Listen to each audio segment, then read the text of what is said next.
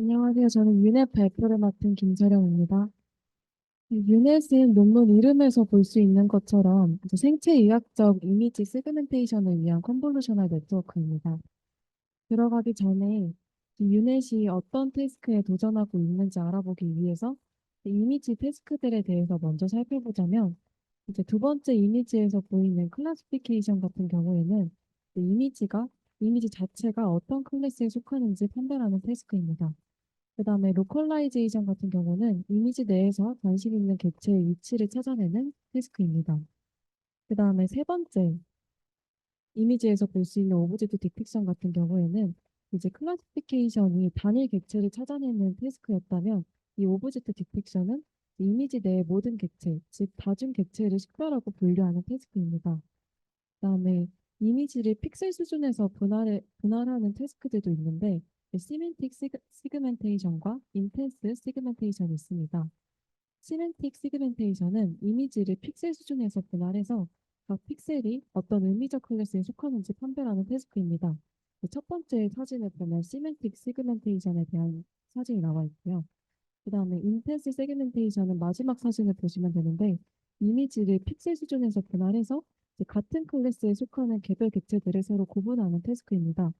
이 시멘틱 세그멘테이션과 인텐스 세그멘테이션이 어떤 차이점이 있냐 하면 만약에 동일한 고양이라는 클래스가 있을 때 각각의 고양이라는 객체에 대해서 구분을 해주는 게 인텐스 세그멘테이션이고 구분을 해주지 않는 게 시멘틱 세그멘테이션이라고 생각해 주시면 될 것 같습니다. 기존 컨볼루션 네트워크는 주로 단일 클래스 레이블을 예측하는 이미지 분류 작업에 사용되었습니다. 근데 지금 이 논문에서 다루는 생체의학 이미지 처리 같은 분야에서는 각 픽셀별로 클래스 레이블을 해주어야 한다고 합니다. 이 태스크에 맞는 게 시멘틱 시그멘테이션과 인텐스 시그멘테이션이 있는데 이 유넷은 시멘틱 시그멘테이션에 초점을 맞춘다고 생각을 해주시면 될 것 같습니다. 다음에 유넷은 FCN이라는 모델을 기반으로 한 모델입니다. 이 FCN이라는 모델은 이 풀리 커넥티드 레이어의 문제점을 제기한 모델인데요. 이 풀리 커넥티드 레이어를 거치면서 객체의 위치 및 공간 정보가 사라지고, 그다음에 풀리 커넥티드 레이어는 고정된 크기의 이미지만 입력할 수 있다는 이러한 문제점을 제기해서 이제 풀리 커넥티드 레이어를 모두 컨볼루셔널 레이어로 대체한 모델이 FCN, 풀리 컨볼루셔널 네트워크라고 생각해 주시면 될 것 같습니다. 이 FCN은 풀리 커넥티드 레이어를 컨볼루셔널 레이어로 대체하면서 이제 해상도가 떨어지고 객체의 경계가 너무 거칠어지는, 그러니까 객체의 경계가 약간 불분명해져서 인식하기 어려워지는 문제가 발생했는데 이제 이를 해결하기 위해서 이 줄어든 피처맵의 크기를 원본 이미지의 크기만큼 복원해서 해상도를 높이는 업샘플링 방법을 도입했고, 그 다음에 앞단의 피처 맵을 업샘플링 시에 추가해서 경계의 정보를 보존하는 스키 커넥션 방법을 도입했습니다. 이 유넷 같은 경우에는 다양한 크기의 이미지를 처리하도록 설계가 되었고, 그다음에 유넷이 다루는 시그멘테이션 태스크 같은 경우에는 이제 객체의 위치 정보가 굉장히 중요한 태스크이기 때문에 이러한 FCN을 기반으로 해서 이제 업샘플링과 스키 커넥션을 그대로 도입한 모델이라고 생각해 주시면 될 것 같습니다. 그다음에 유넷이 FCN과 좀 다른 점이 있는데 이제 유넷은 업샘플링 부분에서 많은 수의 피처 채널을 도입해서 이미지의 컨텍스트 정보를 더 높은 해상도의 레이어로 전파할 수 있습니다. 이제 FCN과 다르게 이제 더 높은 해상도에서도 이미지의 중요한 컨텍스트를 유지할 수 있다고 생각해 주시면 될 것 같습니다. 그다음에 이제 아키텍처 형태에 관련해서도 조금 다른 점이 있는데 이제 FCN과 다르게 인코더와 디코더가 U자 형태의 아키텍처로 이제 이루어져 있는 걸 보실 수 있습니다. 그다음에 아키텍처 개선 말고도 여러 가지 학습 방법을 제안했는데 그중에 첫 번째가 오버랩 타입 전략입니다. 이 유넷은 컨볼루션을 할 때 발리드 파트만 사용을 합니다. 이 발리드 파트만 사용을 한다는 게 무슨 뜻이냐면 이제 컨볼루션 시에 패딩을 사용하지 않고 컨볼루션 필터가 입력 이미지 내에서 완전히 맞아떨어지는 영역에만 적용된다는 뜻입니다. 이제 아래 이미지를 보면 파란 영역 이미지를 입력하면 노랑 영역에 세그멘테이션 결과를 넣는 걸 보실 수 있습니다. 이때 여기서 패딩을 적용하지 않기 때문에 출력 이미지가 이미지보다 작아지는 것도 보실 수 있습니다. 네, 만약에 우리가 구하고 싶은 전체 이미지가 노랑 영역이라고 했을 때 시그멘테이션을 구하려면 이제 파란 영역의 이미지를 알아야 되는데 이 파란 영역의 이미지를 어떻게 구하냐면 이 이미지의 경계 영역에 있는 픽셀의 시그멘테이션 생성을 위해서 입력 이미지를 반사해서 이 파란 영역의 이미지를 구하게 됩니다. 아래 그림을 보시면 아까 봤던 그림을 확대해 놓은 건데 네, 전체 이미지인 노랑 영역을 둘러싼 테두리, 파란 영역의 이미지가 노랑 영역의 이미지와 대칭인 것을 보실 수 있으실 겁니다. 이제 생체의학 이미지 처리 분야에서는 세포가 주로 등장하고 이 세포는 상하좌우 대칭 구도를 이루는 경우가 많아서 이러한 미러링 엑스트라폴레이션이라는 방법을 사용을 해줬고요. 이 픽셀 값을 복사하는 방법이기 때문에 메모리를 추가적으로 사용하지 않으면서도 이제 전체 이미지인 노랑 영역의 시그멘테이션을 얻을 수 있는 효율적인 방법이라고 합니다. 그래서 결과적으로 이 오버랩 타입 전략이 뭐냐 하면 아까 구했던 노랑 영역의 시그멘테이션을 구한 다음에 그다음 연두색의 다음 타일에 대한 시그멘테이션을 얻기 위해서는 이전 입력의 일부분을 반드시 포함해줘야 합니다. 이때 여기서 겹치는 부분을 오버랩 타일이라고 해서 이 전략을 오버랩 타일이라고 하는데요. 이 오버랩 타일 전략을 쓰면 이제 타일 간의 경계에서 발생할 수 있는 불연 속성을 방지하고 이제 결과 세그멘테이션에서 자연스러운 이음새를 만들 수 있어서 이런 오버랩 타일 전략을 사용한다고 합니다. 그 다음에 이 유넷 같은 경우에는 풀리 커넥티드 레이어를 사용하지 않아서 이제 다양한 크기의 이미지를 입력으로 받을 수 있는데 큰 이미지를 입력으로 받아도 이렇게 작은 타일로 나눠서 처리할 수 있다는 점 때문에 이런 오버랩 타일 전략을 사용해 주신다고 생각하면 될 것 같습니다. 그다음에 또 다른 방법으로 이제 데이터 어그멘테이션 방법을 제안을 했는데 이제 의료 분야는 훈련할 수 있는 이미지의 개수가 제한적이기 때문에 이런 데이터 어그멘테이션 방법을 사용했다고 합니다. 이제 현미경 이미지와 같은 경우에는 이동, 회전에 대한 불변성과 변형, 그레이스케일 값의 변화에 대한 경고성이 필요하기 때문에 이런 데이터 어그멘테이션 방법을 써주면 이제 성능을 올리는데 효과적이라고 합니다. 여기서는 일반적인 데이터 어그멘테이션 방법 말고 이제 랜덤 엘라스틱 디포메이션이라는 새로운 이제 데이터 어그멘테이션 방법을 사용을 해줬는데 이 옆에 이미지에서 볼 수 있듯이 이 랜덤 엘라스틱 디포메이션 같은 경우에는 픽셀이 랜덤하게 다른 방향으로 뒤틀리도록 변형하는 방식입니다. 이러한 데이터 어그멘테이션 방식을 쓰면 제한된 데이터로부터 이제 현실 세계에서 발생할 수 있는 다양한 형태의 변형을 학습할 수 있다고 합니다. 다음에 마지막으로 그 새로운 가중치 손실 함수를 제안했는데 이 A 이미지에서 볼 수 있듯이 이렇게 세포가 인접해 있으면 B 이미지처럼 이 세포를 각각의 객체로 구분하는 건 굉장히 어려운 태스크라고 합니다. 이게 아까 봤던 인텐스 세그멘테이션이라는 태스크인데 이런 인텐스 세그멘테이션이라는 태스크 말고 C처럼 세포와 배경을 구분하는 태스크는 인텐스 세그멘테이션보다 쉬운 태스크라고 합니다. 이걸 이제 시멘틱 시그멘테이션이라고 하는데 유넷은 이러한 시멘틱 시그멘테이션에 중점을 두고 있는 모델입니다.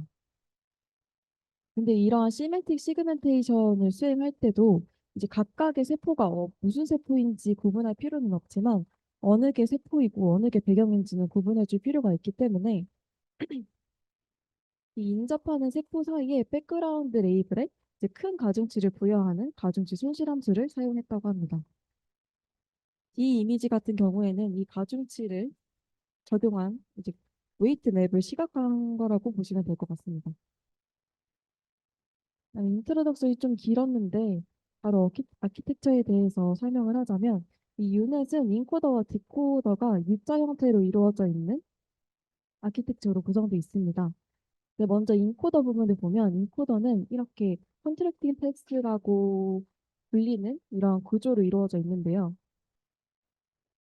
여기서 보이시는 이러한 단계를 한 단계라고 이런 블록을 한 단계라고 하면 이 각 단계의 구성은3바 이상 컨볼루셔널 레이어와 렐로가 두 번 반복되고 그 다음에 2바이 맥스플링 레이어가 레이어를 거치는 구성으로 이루어져 있습니다. 이제 이 2바이 맥스플링 레이어를 거치면서 다운 샘플링을 하게 되는데 이제 그 각 다운 샘플링 단계에서 이제 피처 채널 수를 두 배로 늘리는 걸 확인할 수 있습니다. 이제 그림이 너무 작아서 안 보이실 수도 있는데 입력 채널을 제외하고 64, 128, 256, 512, 1024 이렇게 피처 채널이 두 배로 늘어나는 걸 확인할 수 있고요.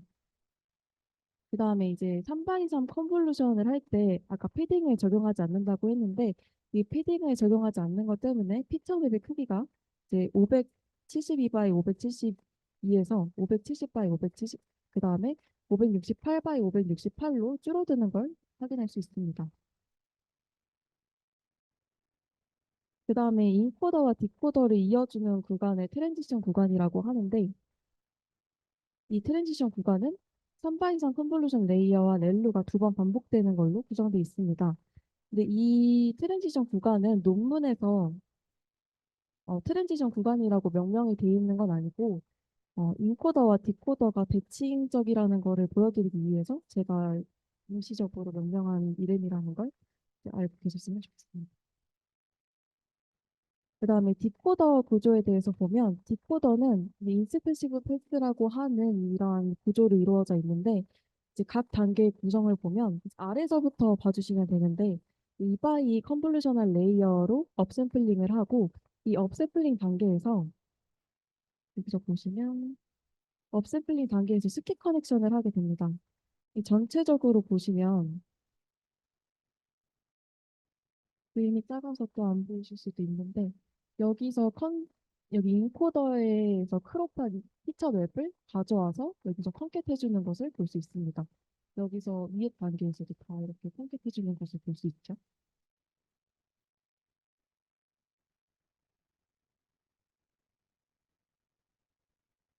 이렇게 컨캣을 해줘서 스키 커넥션을 해주게 되고 스키 커넥션을 한 다음에 그다음에 3바 이상 컨볼루셔널 레이어와 렐로가 두 번 반복되는 형태로 구성되어 있습니다.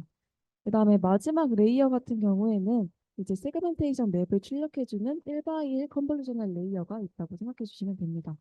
그 다음에 아까 봤던 다운 샘플링에서는 이 피처 채널 수를 두 배로 늘려줬는데 여기 업 샘플링 단계에서는 반대로 피처 채널 수를 절반으로 줄여주는 것도 확인할 수 있습니다. 그다음에 트레이닝 단계를 보면 가운데 있는 최종 손실함수 식에서 이제 픽셀 고유의 웨이트 값을 곱해주는 것을 보실 수 있으실 겁니다. 이 픽셀 고유의 웨이트 값은 아까 인트로덕션에서 봤던 인접한 세포 사이에 있는 백그라운드 레이블에 가장 큰 가중치를 부여하는 방법과 연관이 되어 있는데 여기 픽셀 고유의 웨이트를 구하는 식을 보면 D1X는 픽셀 X의 위치로부터 가장 가까운 경계와의 거리를 나타내고 D2X는 픽셀 X의 위치로부터 두 번째로 가까운 경계와의 거리를 나타냅니다. 그래서 이 픽셀 X와 경계와의 거리가 가까우면 이 D1X와 D2X의 값이 적어지게 되고 이제 결과적으로 픽셀 고유의 웨이트 값이 커지게 돼서 해당 픽셀의 로스 값이 커지게 됩니다. 이렇게 되면 객체의 경계에 가까운 픽셀에 더 큰 손실 가중치를 할당함으로써 이제 모델이 경계를 주의 깊게 처리하도록 유도할 수 있습니다. 그리고 다음 실험으로 넘어가면 이 논문에서는 두 가지 실험이 진행이 됐는데 첫 번째 실험은 EM 세그멘테이션 챌린지 데이터셋으로 진행한 실험입니다. 이 데이터셋은 전자현미경으로 찍은 512 바이 512 해상도의 이미지 30장이 제공이 되는데 이 이미지의 각 부분에 세포는 흰색으로, 세포막은 검은색으로 색칠한 세그멘테이션 맵이 제공됩니다. 여기서 사용한 러핑 에러는 이제 세그멘테이션을 평가하기 위한 척도라고 생각해 주시면 될 것 같고 이 표를 보면 이제 사람을 제외하고 유넷이 가장 적은 에러율을 기록한 걸 보실 수 있습니다. 네, 두 번째 실험은 ISBI 셀 트래킹 챌린지 대회에 참가해서 두 가지 데이터셋으로 실험을 진행했는데 두 가지 데이터셋에서 모두 IOU 스코어가 제일 높은 것을 확인하실 수 있습니다.